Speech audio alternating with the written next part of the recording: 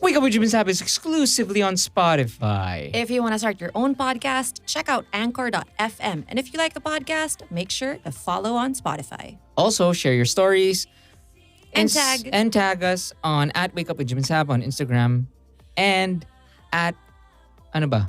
Di ko alam. Anyway, ito na yung show.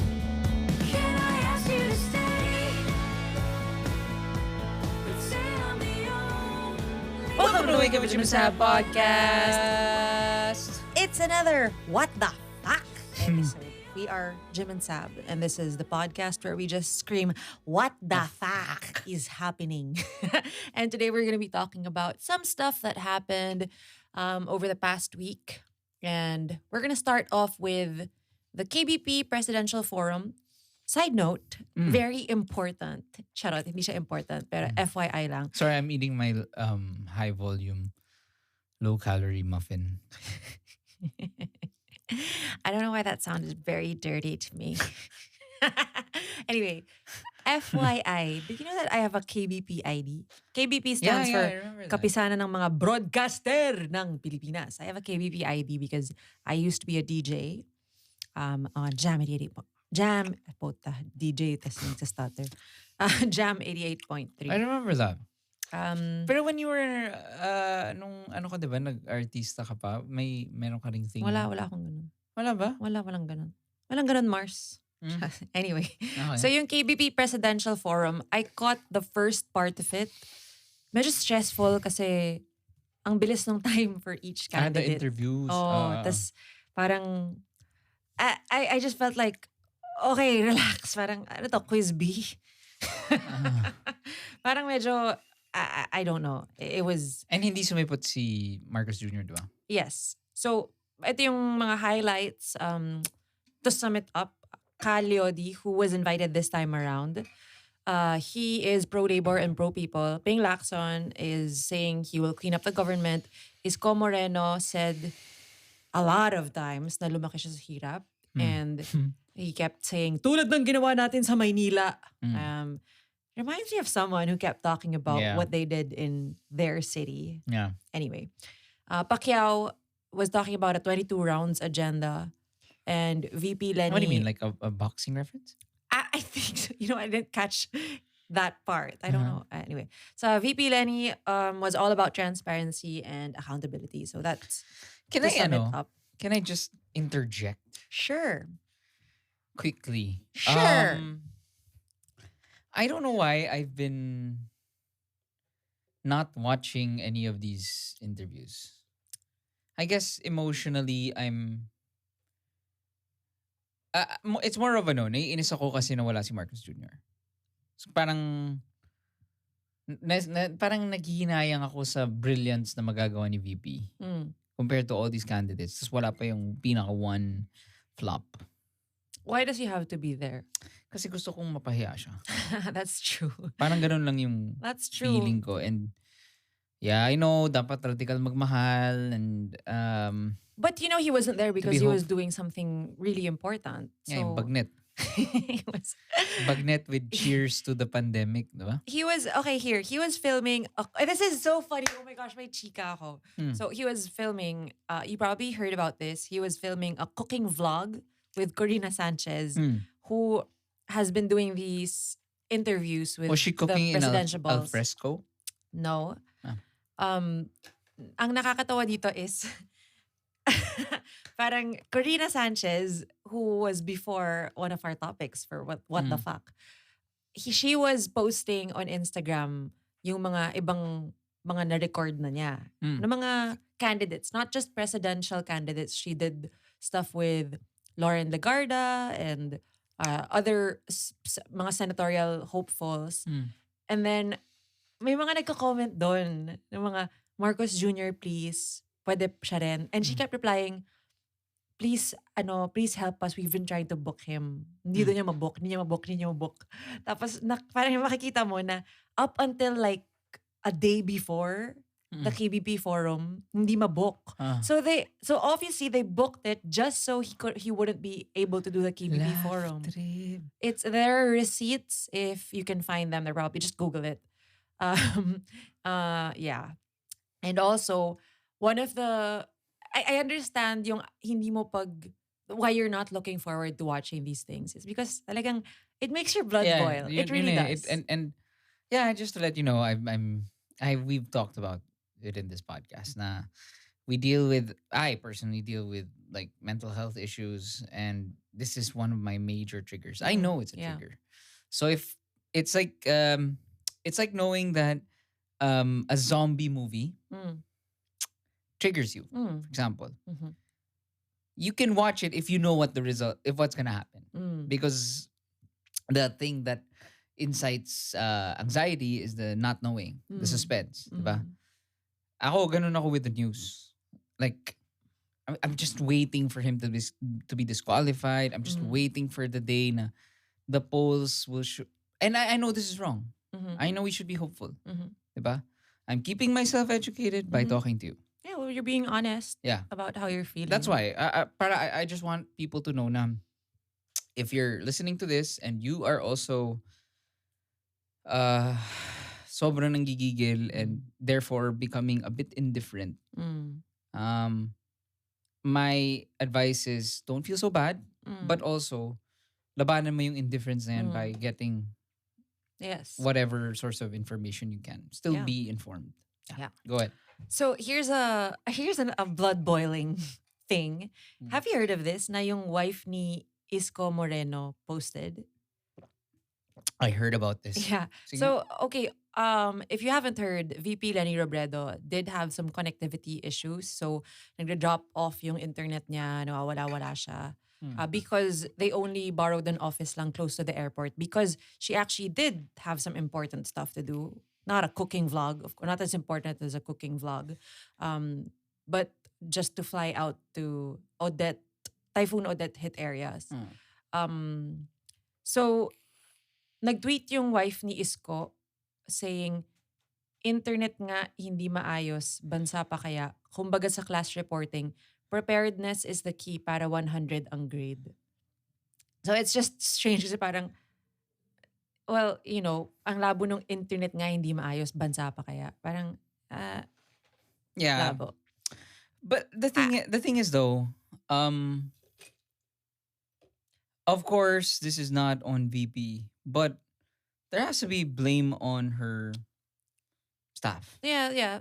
When she said na it's her fault, I don't agree with that. Yeah. Kasi parang, you're VP, Lenny. Yeah. How could you not find a place near the airport with stable internet connection? Parang kaya naman siguro. Or parang if you're the team. Parang, and you had time to prepare naman. Yeah, alam nyo naman eh. You're not VP herself. Yeah. I mean, you could have someone from the team actually do that. Yeah. Probably, I don't know. I don't know what happened behind the scenes. Hindi, ako, we have to be critical rin naman eh. Yeah. Diba? So, because we want VP to win. It was a lost opportunity. Yeah. Hindi naman completely lost. Pero it would have been much better. It definitely reduced the impact of what she said. Diba? Yeah. Although, sayang. I have to say, I must say, even with that, I think, ang ganda ng mga sinabi niya. Naman. So, yeah. And then, nakakatawa kasi sobrang, syempre, in-attack yung wife ni Isko. And then she replies and says, "Thank you for making me famous while you are busy attacking me. I'm busy gaining supporters." It's like, what kind of thinking is that? Can't believe. I cannot. Ano to, soiree? Like, haters gonna hate. I'm going to be the first lady. Pack you. Parang, ba yan? Ano ka, high school? Oh my God. Anyway, that should be a nominee for Motherfuckers Stay at Home of the Week. Okay. Pero meron tayong magandang. Meron? Yes. Okay, I put, ano pangalan niya? What's her? Diyos ko. Let's not even name her kasi yan ang gusto niya. Okay. Mag-gain ng supporters. Anyway, next is, so nag-release na ng wanted poster yung FBI for Apollo Quiboloy. Okay. So, ikaw, your backgrounder on this? So he's the priest that's the spiritual advisor to President Duterte who was caught molesting children in the States. Yes. Yung description sa kanya is, what he's charged with is conspiracy to engage in sex trafficking by force, fraud, and coercion, and sex trafficking of children, sex trafficking by force, fraud, and coercion, conspiracy, bulk cash smuggling. And the detail, if you read the details like on how he did it, he would tell children na if you don't, perform these sexual acts, you'll go to hell. Yun yung ginawa niya. That's just evil. So that is just evil. And days before the FBI released the wanted poster, he was praying over Sara Duterte, and in the same photo, it was Jinggoy and Harry Roque. So last Wednesday, when we talked about this, he wasn't wanted pa by the FBI? Yung praying over? Well, hindi pa nakalabas yung wanted poster. Bakit hindi pa nakalabas? And kasi matagal na yung balita na yan eh. He was charged yata. Pero wala pa yung wanted poster. Ano yung difference? Not sure. Well, can you please correct us and tweet us? I would love to, if you guys know ano ba yung powers ng FBI? Like, if wanted ka sa States for something, because he did this in the States, right? Yeah. Hindi sila makakapunta dito to. Well, that's where foreign relations, I think, they play a huge part. Kasi I learned this from watching Narcos. Well, kaya sa Narcos, diba yung takot? Hindi. Pero sa Narcos, takot na takot sila sa extradition.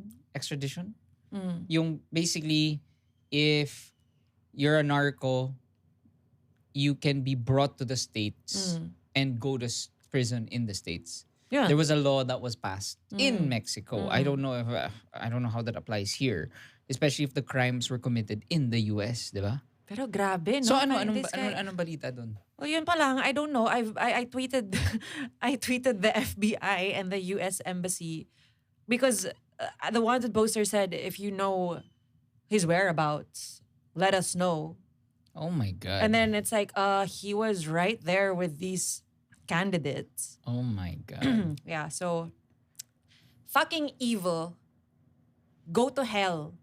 Motherfuckers, just go to hell. Okay, next is Angelica Panganiban. You saw that video. Yes. I made you watch it. So she came out with a video for the upcoming elections just to encourage people na wag bumoto sa magnanakaw. Wag sa magnanakaw. Yeah. Yeah, so it was like a... It was very nice and cheeky. It was a funny and cute video. Sa ganda kong to, hindi ko to deserve at hindi mo rin deserve. Yeah, so it was well done. Didn't name any names. Didn't name any names. Pero nakakatawa, diba? The supporters, of course, of Marcos Jr. went rabid. I mean, Marcos Jr. was... Wait. Sorry, nagpapabili akong almond milk.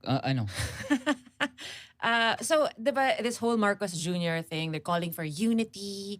Well, dito nag-unite tayo na kahit walang pinangalanan si Angelica Panganiban, pare-pareho nating alam na si Marcos. So were they attacking her on her page? Of course. And then, sobrang, ano pa? So gusto ng mga to manakawan? No? Yes, of course. Ganun no? Parang, ano kaya yung thinking nila, no? Parang, bakit mo sabihin mo na wag sa magnanakaw? Bakit Angelica? I wonder rin, which bright person, okay, has openly advocated for Marcos Jr. with a very rational and a very, well-supported argument. Like, gets mo? Yeah. Like, for example, let's say, who's smart? Parang wala ata, Jim. Parang wag na nating pilitin. No. I'm just saying na, because you would be, apparently, I thought naman talaga na marami dito, parang mga loyalists from President Duterte. Meron akong funny dyan. Lucy Torres and Richard Gomez parang posted their support for Marcos Jr. and said parang dahil sa lahat ng mga whatever, parang nandito, laging tumutulong si Marcos Jr. dito sa amin sa Ormoc City. Tapos may nag-reply, best comment. Taga-Forbes something like, bakit po nyo kailangan ng tulong ni Marcos Jr.? Wala po ba kayong ginagawa? Bilang public officials ng Ormoc or something. Parang, labo. Anyway. Parang, bakit? Anyway. So they're officials? Yeah. What are they? Malay ko. Anyway. Si Ate V. Ano ba si Ate V? Actually, Edu Manzano has been tweeting pro-Lenny stuff. Nice. Yeah. Si Lucky. Di ko alam. Okay. Pero best friend nun si Kathy Gonzaga eh. Ah. Sorry, Alex Gonzaga pala. Her real name's Kathy. Grabe nakakatawa, no? Parang in this world of evil, biglang for some reason, lumitaw pa yung the Gonzaga sisters. Well, you know. Ewan ko. Anyway. So ito yung pinaka-cringe. So there's this director, I mean, quote-unquote, direct. Si Daryl Yap. Akala ko isa pang direct. Akala ko si direct, quote-unquote. Well, ito, isa rin siyang direct. Ito quote-unquote direct. Okay. Sino to? Parang ano siya, meron siyang well-known yung mga Facebook channels niya. And so I thought you were gonna say he's a Facebook video director. Yes, that's it. He's a Facebook video director, aka my iPhone. Okay. He's also known for his tweet, "Masarap ang bata." Oh my God. Yes, and he has done some videos of mga Lolita style, mga young girls. Yeah, it was controversial back then. It's controversial up to now, but I do urge people not to forget that. He is very open about his support for Marcos Jr. And he made a parody of this Angelica Panganiban video. Yun nga, na ang point naman nun is, wag sa nagmamalinis. Ang labo, di ba? Parang, I think it's pretty fair to say, wag sa magnanakaw ha, wag sa masama. Because like, the freaking Bible says that. Yeah. Right? Anyway. Diba? Kung magpapaka-Bible quotes tayo. Yun, meron pa siyang ginawang videos with the sister of Marcos Jr., Amy Marcos, na uminom ng kape, tapos biglang sabihin niya parang, Len, ang pait ng kape mo. Parang, Len is a code name for Lenny. And it's just so distasteful. It's just, but I would not put it past her. This is how you play the game. I guess this is what they think works on the Filipinos. And gosh, may God bless us all. Well, before we end, sino na si motherfuckers? we have our motherfuckers stay at home of the week. It's a 2-for-1 because last week we had Paul Soriano. Today we have his wife, Tony Gonzaga. Whoa, okay. Who hosted the Bongbong Marcos and Sara Duterte rally. Laugh trip. And after playing Bagong Lipunan, Tony Gonzaga shouts, "Tapos na! May nanalo na! Tapos na ang laban! Buhay na buhay ang pagmamahal kay Apo Lakay Ferdinand Marcos." Sorry, nagbakal ako. So, she actually was saying na we love Marcos. Not Marcos Jr., Marcos. And shout out lang kay Lian Buan, who is a Rappler journalist. And yung coverage niya nitong rally na to, sobrang puro context. Love. So yung mga, tweets niya. Ito, a modern rendition of the martial law time Bagong Lipunan is played live here to people dancing along. People who have lived through the oppression and abuses of the dictatorship are angry about this, saying it is a disrespect to martial law martyrs. And then after niya kinote yung sinabi ni Tony Gonzaga, sabi niya, 70,000 detained, 34,000 tortured, and 3,240 killed during martial law. And then, ito.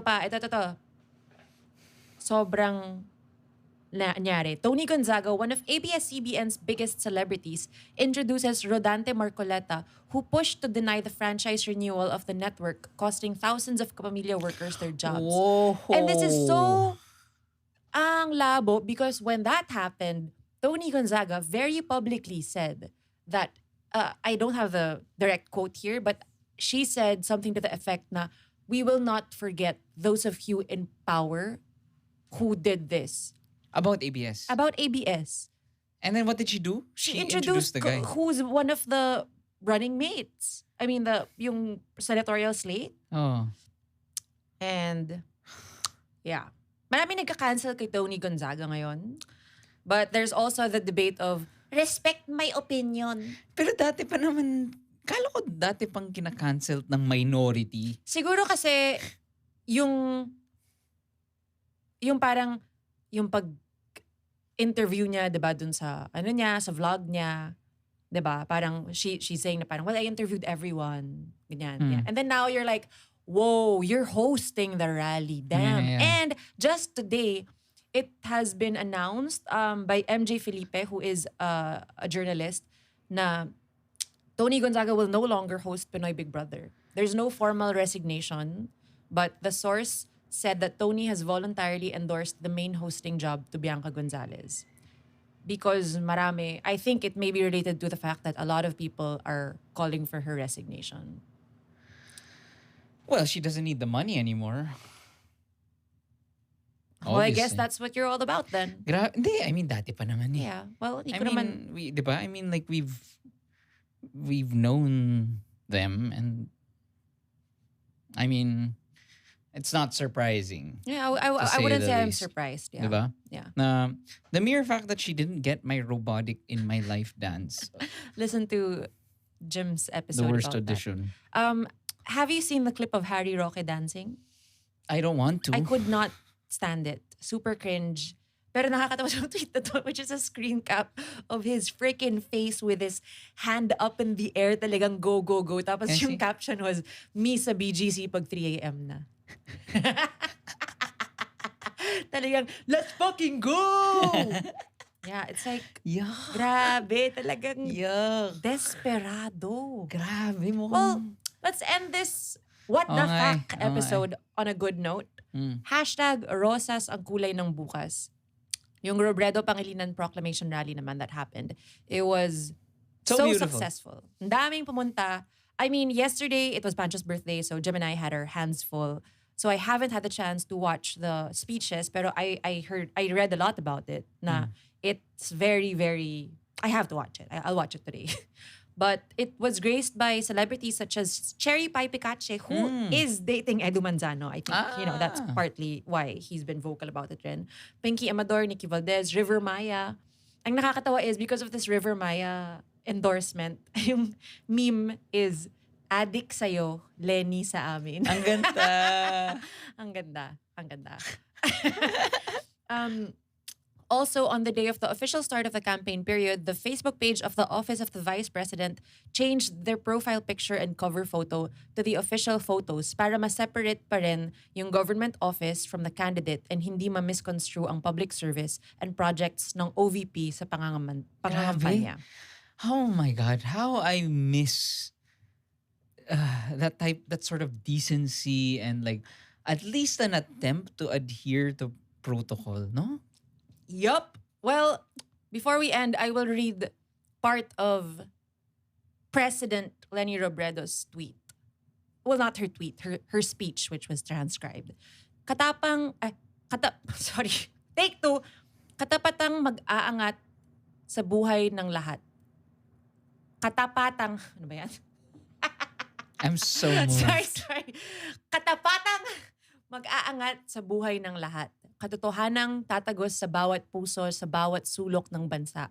Pag-asa, pakikiisa, pagkakaisa. Dito tayo tumataya. Dito tayo tumitindig.